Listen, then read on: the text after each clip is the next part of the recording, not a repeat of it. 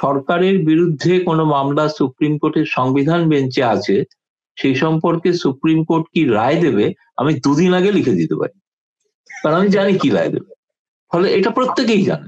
এমন একটা বিষয় যে মানে সেই তার যে মানে বৌদ্ধিক যে বিষয় রায়, এটা সুপ্রিম কোর্টের এক একটা রায় কিন্তু অনেক ক্ষেত্রে খুব একটা চিরন্তন একটা গ্রন্থ, মূল্যবান গ্রন্থ হতে পারে।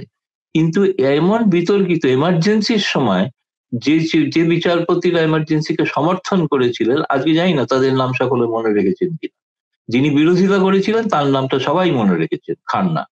এবং আমার প্রতিবেশী দেশে পাকিস্তানে, যেখানকার নিয়ে আমরা এত কথা বলে থাকি, সেখানকার বিচারপতিরা যখন রুখে দাঁড়ান, তারা জিয়াউর রহমানের সেনাশাসনকে খারিজ করে দিয়েছে।